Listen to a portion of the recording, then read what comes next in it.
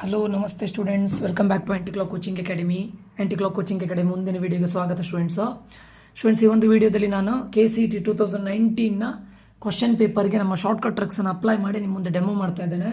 2019ನ 2019ನ maths question ಪೇಪರ್ಗೆ ಪ್ರತಿ ವಿಡಿಯೋದಲ್ಲಿ 4 ಕ್ವಶನ್ಸನ್ನು ತಗೊಂಡು ಸಾಲ್ವ್ ಮಾಡಿ ನಿಮ್ಮ ಮುಂದೆ ಡೆಮೋ ಮಾಡಿ ತೋರಿಸ್ತಾ ಇದ್ದೇನೆ. ಈ ಲಾಜಿಕನ್ನು ನೀವು ಎಕ್ಸಾಮಲ್ಲಿ ಸ್ವಲ್ಪ ಡಿಫ್ರೆಂಟ್ ಟೈಪ್ಸ್ ಆಫ್ ಕ್ವಶನ್ ಬಂದಾಗ ಯಾವ ರೀತಿ ನೀವು ಲಾಜಿಕಲಿ ಥಿಂಕ್ ಮಾಡಿ ಮಾಡ್ಬೋದು ಅನ್ನೋದನ್ನು ನಾನು ಹೇಳಿಕೊಡ್ತಾ ಇದ್ದೇನೆ ಸ್ಟೂಡೆಂಟ್ಸ್. ಆಯಿತಾ, ಯಾರಿಗಾದ್ರೂ ಕೋರ್ಸಿಗೆ ಎನ್ರೋಲ್ ಆಗಬೇಕು ಅಂತಿದ್ರೆ 200 ರೂಪೀಸ್ ಇರುತ್ತೆ, ರೆಕಾರ್ಡೆಡ್ ಕ್ಲಾಸ್ ಬರುತ್ತೆ. 2023, 22, 21 ಎಲ್ಲ ಕ್ವಶನ್ ಪೇಪರ್ಗೆ ಅಪ್ಲೈ ಮಾಡಿರ್ತೇವೆ. ಬಟ್ ಇದರಲ್ಲಿ ನಾವು ಕೇವಲ 2019 ಮಾತ್ರ ಕೊಡ್ತೇವೆ. ಮತ್ತು ನಿಮ್ಮ ಇದರಲ್ಲಿ ರೆಕಾರ್ಡೆಡ್ ಕ್ಲಾಸಲ್ಲಿ 2021, 22, 23 ಎಲ್ಲದಕ್ಕೂ ಕೂಡ ನಾವು ಶಾರ್ಟ್ಕಟ್ ಟ್ರಿಕ್ಸನ್ನು ಅಪ್ಲೈ ಮಾಡಿ ಔಟ್ ಆಫ್ 3 ಕ್ವಶನಲ್ಲಿ ಮಿನಿಮಮ್ 1 ಕ್ವಶನ್ ರೇಟ್ ಆಗುತ್ತೆ. ಆ್ಯಂಡ್ ಕೆಲವೊಂದು ಟೈಮ್ ಮೋರ್ ದೆನ್ 1 ಕ್ವಶನ್ ಕೂಡ ರೇಟ್ ಆಗಿದ್ದಿದೆ. ಆಯಿತಾ, ಸೊ ನಾನು KCET 2019ನ ಕ್ವಶನ್ ಪೇಪರ್ಗೆ ಇದನ್ನು ಸಾಲ್ವ್ ಮಾಡಿ ಅಂದರೆ ಅಪ್ಲೈ ಮಾಡಿ ನಿಮಗೆ ತೋರಿಸ್ತಾ ಇದ್ದೇನೆ. ನೋಡಿ ಸ್ಟೂಡೆಂಟ್ಸ್, ಆಯಿತಾ, ಫಸ್ಟ್ ಮ್ಯಾಥ್ಸನ್ನು ತಗೊಳ್ತಾ ಇದ್ದಾನೆ. ಮ್ಯಾಥ್ಸ್ ಆದಮೇಲೆ ಒಂದೊಂದು ಸಬ್ಜೆಕ್ಟನ್ನು ಮಾಡ್ತಾನೆ. ಇದು KCET 2019 ಮ್ಯಾಥ್ಸ್.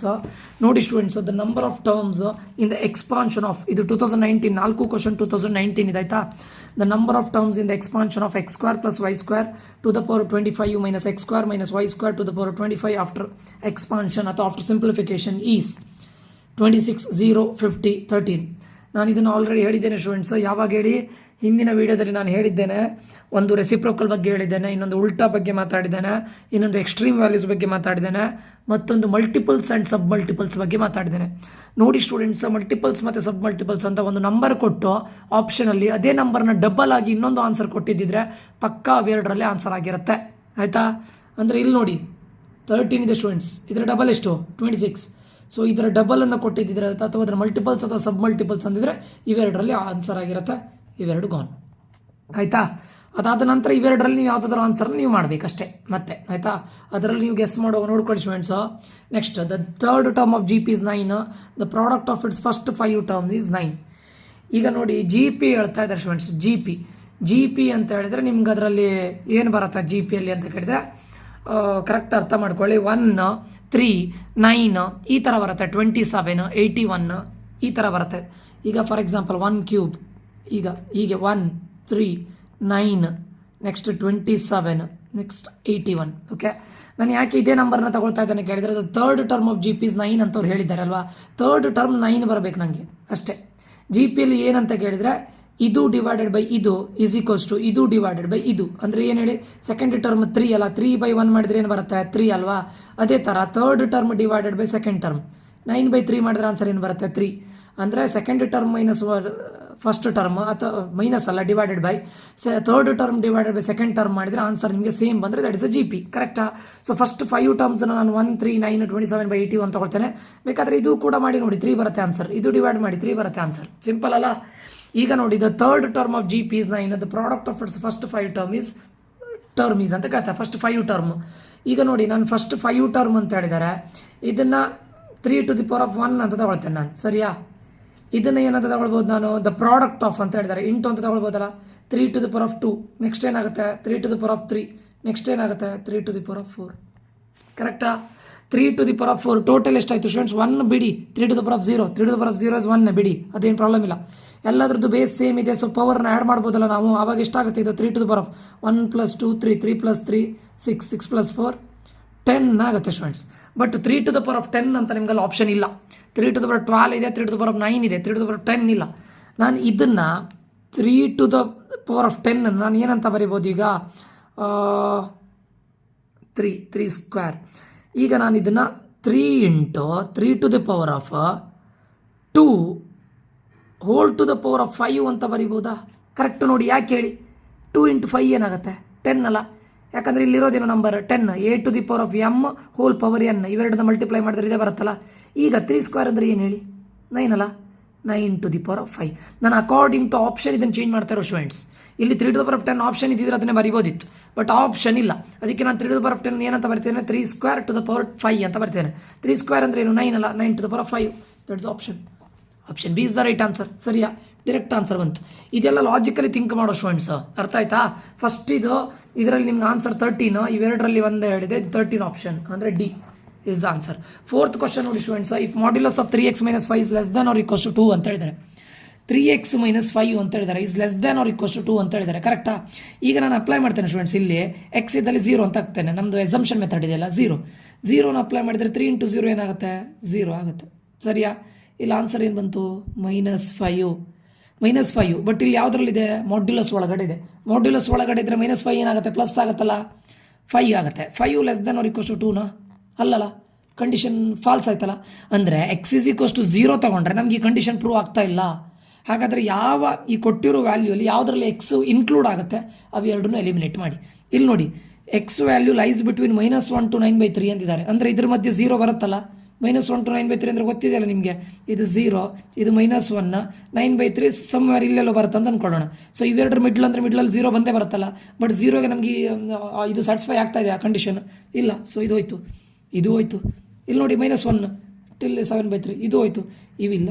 ಇದು ಆನ್ಸರ್. ಓಕೆ, ಈಗ ಇವೆರಡನ್ನ ಹೇಗೆ ಚೆಕ್ ಮಾಡೋದು ಸ್ಟೂಡೆಂಟ್ಸ್? ಈಗ ಫಸ್ಟ್ ಚೆಕ್ ಮಾಡೋಣ. ಇಲ್ಲಿ ನೋಡಿ, less than or equals to 9/3 ಅಂತಿದ್ದಾರೆ. ನಾನು ಎಕ್ಸ್ ಇದ್ದಲ್ಲಿ 9/3 ಹಾಕೋದು ಇವಾಗ. ಇಲ್ಲಿ ನೋಡಿ, 3 × 9/3 - 5 ಮಾಡ್ಯುಲಸ್ ಒಳಗಡೆ ಇದೆ. 3 ಕ್ಯಾನ್ಸಲ್ ಮಾಡಿ. 9 - 5 ಏನಾಗುತ್ತೆ? 4 ಆಗುತ್ತೆ. 4 is less than or equals to 2ನಾ? ಇಲ್ಲಲ್ಲ. 4 is less than or equals to 2 correct ಅದು? ಅಲ್ಲಲ್ಲ, ಹೋಯ್ತು. ಇದಾಗುತ್ತೆ. ಬೇಕಾದರೆ ಹಾಕಿ ನೋಡಿ. 3 × 7/3 - 5. 3 ಕ್ಯಾನ್ಸಲ್. 7 - 5 ಎಷ್ಟು? 2. 2 is less than or equals to 2 ಹೌದಲ್ಲ? ಈಕ್ವಲ್ಸ್ ಟು 2 ಹೌದಲ್ಲ? ಲೆಸ್ ದ್ಯಾನ್ ಅಲ್ಲ, equals to. So option D is the right answer. Okay, ಇದೆಲ್ಲ ಲಾಜಿಕಲಿ ಥಿಂಕ್ ಮಾಡಿ ನಾನು ನಿಮ್ಗೆ ಹಾಕಿ ಹೇಳಿಕೊಡ್ತಾ ಇದ್ದೇನೆ ಸ್ಟೂಡೆಂಟ್ಸ್. ಸುಮ್ಮನೆ ರ್ಯಾಂಡಮ್ ಆಗಿ ಇದಾಕಿ ಅಂತ ನಾನು ಇದು ಮಾಡ್ತಾ ಇಲ್ಲ. ಎಲ್ಲದನ್ನು ಲಾಜಿಕಲಿ ಥಿಂಕ್ ಮಾಡಿ ನಿಮ್ಗೆ ಇದು ಮಾಡಿಸ್ತಾ ಇದ್ದಾನೆ. ಓಕೆ, ನೆಕ್ಸ್ಟ್ ನೋಡಿ, modulus of A = 16, modulus of B = 14, magnitude of A = 16, magnitude of B = 4, then A × B whole square plus A · B whole square ಕೇಳಿದ್ದಾರೆ. ಕರೆಕ್ಟಾ? ಇಲ್ಲಿ ನೋಡಿ ಸ್ಟೂಡೆಂಟ್ಸ್, ನಾನೀಗ ಎಸ್ಯೂಮ್ ಮಾಡೋಣ. Assumption method. Let us assume that theta is equals to 90 degree ಅಂತ assume ಮಾಡ್ಕೊಳ್ಳೋಣ. ಯಾಕೆ theta is equals to 90 degree? ಇಲ್ಲಿ ಯಾವ ಪ್ರಾಡಕ್ಟ್ ಇದೆ ನೋಡಿ, A · B. ಸರಿಯಾ? A · B ಅಂದರೆ ಏನು ಹೇಳಿ? ಅದು ಡಾಟ್ ಪ್ರಾಡಕ್ಟ್. ಡಾಟ್ ಪ್ರಾಡಕ್ಟಲ್ಲಿ ಏನಾಗುತ್ತೆ ಹೇಳಿ? Vector A × magnitude of vector B × cos theta. Theta ಅಂದರೆ 90 ಡಿಗ್ರಿ. ಕಾಸ್ 90 ಡಿಗ್ರಿ ವ್ಯಾಲ್ಯೂ ಏನಾಗುತ್ತೆ? 0. ಸೊ ಇದಿಷ್ಟು ಕಂಪ್ಲೀಟ್ 0 ಆಗುತ್ತಲ್ಲ. ಹಾಗಾದರೆ ನಮಗೆ ಡಾಟ್ ಪ್ರಾಡಕ್ಟ್ ಏನಾಗುತ್ತೆ? ಕಂಪ್ಲೀಟ್ 0. ಸರಿಯಾ? ಇಲ್ಲಿ ಕ್ರಾಸ್ ಪ್ರಾಡಕ್ಟನ್ನು ನೋಡೋಣ. A × B. A × B ಅಂದರೆ ಮೀನಿಂಗ್ ಏನು ಹೇಳಿ? A × B ಯಾವ ಫಾರ್ಮುಲಾ? A × B ಸೈನ್ ಥೀಟಲ್ಲ. Vector A × vector B × sine theta. ಈಗ ಥೀಟಾ ಅಂದರೆ ನಾವು ಎಷ್ಟಂತ ಎಸ್ಯೂಮ್ ಮಾಡಿತ್ತು? 90 ಡಿಗ್ರಿ. ಸೈನ್ 90 ಡಿಗ್ರಿ ವ್ಯಾಲ್ಯೂ ಏನಾಗುತ್ತೆ? 1 ಆಗುತ್ತೆ. ಸರಿಯಾ? ಹಾಗಾದರೆ ನಮಗೆ ಇಲ್ಲಿ ಏನು ಉಳಿತದೆ? ಮ್ಯಾಗ್ನಿಟ್ಯೂಡ್ A × ಮ್ಯಾಗ್ನಿಟ್ಯೂಡ್ B ಅಷ್ಟೇ ಉಳಿಯೋದಲ್ವಾ?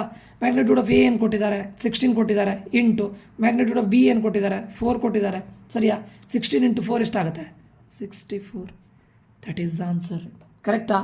ಇಲ್ಲಿ ನೋಡಿ ಸ್ಟೂಡೆಂಟ್ಸ, ಇದು ರೂಟ್ ಒಳಗಡೆ ಇದೆ.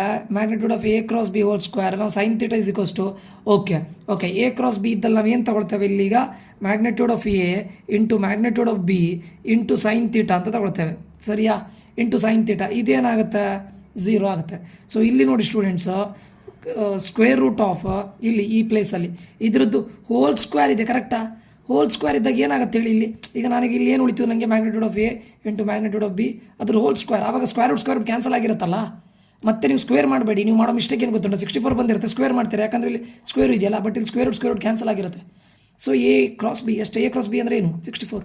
Option C is the right answer. Okay, ಇದಿಷ್ಟು ನಿಮ್ಮ 2019ನ 4 ಕ್ವಶನ್ಸನ್ನು ತೆಗೆದು ನಿಮಗೆ ವಿತ್ ಲಾಜಿಕ್, ಸುಮ್ಮನೆ ನಾನು ರ್ಯಾಂಡಮ್ ಆಗಿ ಒಟ್ಟು ಅದಾಕಿ ಇದಾಕಿ ಅಂತ ಶಾರ್ಟ್ಕಟ್ ಟ್ರಿಕ್ಸ್ ಅಂತ ಹೇಳ್ತಾ ಇಲ್ಲ. ಓಕೆ, ಹೋಪ್ ನಿಮ್ಗೆ ಅಂಡರ್ಸ್ಟ್ಯಾಂಡ್ ಆಗ್ತಿದೆ ಅಂತ ಅಂದ್ಕೊಳ್ತೇನೆ.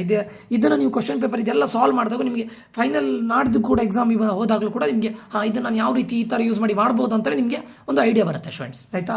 ಸುಮ್ಮನೆ ಇದಾಗೋದಿಲ್ಲ, ಎಲ್ಲದಕ್ಕೂ ಮಾರ್ಕ್ಸ್ ಬಂದೇ ಬರುತ್ತೆ. ಮತ್ತೊಂದು ನೋಡ್ಕೊಳ್ಳಿ ಸ್ಟೂಡೆಂಟ್ಸ್, ನೀವು ಮ್ಯಾಥ್ಸಲ್ಲಿ ಆದಷ್ಟು ಜಾಸ್ತಿ ಸ್ಕೋರ್ ಮಾಡಲಿ ಟ್ರೈ ಮಾಡಿ.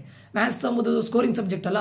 ಒಂದು 45+ ಸ್ಕೋರ್ ಮಾಡಿದರೆ ಇನ್ ಕೇಸ್ ಫಿಸಿಕ್ಸಲ್ಲಿ ಕಡಿಮೆ ಬಂದರೂ ಕೂಡ ನಿಮಗದು ಮ್ಯಾನೇಜ್ ಆಗೋಗುತ್ತೆ. ಆಯಿತಾ? ಹೋಪ್ ಇದು ಎಲ್ಲರಿಗೂ ಅಂಡರ್ಸ್ಟ್ಯಾಂಡ್ ಆಗಿದೆ ಅಂತ ಅಂದ್ಕೊಳ್ತೇನೆ. ಮುಂದಿನ ವಿಡಿಯೋದಲ್ಲಿ ಮತ್ತೆ 2019ನ ಮತ್ತೆ 4 ಕ್ವಶನ್ಸನ್ನು ತೊಗೊಂಡು ಬಂದು ಮತ್ತೆ ಬರ್ತೇನೆ. ಆಯಿತಾ? ಮ್ಯಾಥ್ಸಿಂದ ಹಾಗೆ ಫಿಸಿಕ್ಸ್ ಮಾಡ್ತೇನೆ, ಹಾಗೆ ಕೆಮಿಸ್ಟ್ರಿ ಮಾಡ್ತೇನೆ. ಇದೇ ರೀತಿ ನಾವು 2020, 21, 22, 23 ಎಲ್ಲ ಕ್ವಶನ್ ಪೇಪರನ್ನು ಸಾಲ್ವ್ ಮಾಡ್ತೇವೆ. ಅದು ಬೇಕಂತ ಹೇಳಿದರೆ ನೀವು ನಮ್ಮ ಪೇಯ್ಡ್ ಕೋರ್ಸಿಗೆ ಸೇರಬೇಕಾಗುತ್ತೆ. ಅದು 200 ರೂಪೀಸ್ ಆಗಿರುತ್ತೆ. ರೆಕಾರ್ಡೆಡ್ ವೀಡಿಯೋಸನ್ನು ನಾನು ನಿಮಗೆ ಸೆಂಡ್ ಮಾಡ್ತೇನೆ. ಆಯಿತಾ? ಧನ್ಯವಾದಗಳು. ಮುಂದಿನ ವಿಡಿಯೋದಲ್ಲಿ ಮತ್ತೆ ಸಿಗ್ತೇನೆ. ನಾನು ನಿಖಿಲೇಶ್ ಆ್ಯಂಟಿ ಕೋಚಿಂಗ್ ಅಕಾಡೆಮಿಯಿಂದ. ಧನ್ಯವಾದಗಳು. ಆದಷ್ಟು ಜನರಿಗೆ ಶೇರ್ ಮಾಡಿ, ಸಬ್ಸ್ಕ್ರೈಬ್ ಮಾಡಿ, ಲೈಕ್ ಮಾಡಿ. ಧನ್ಯವಾದ.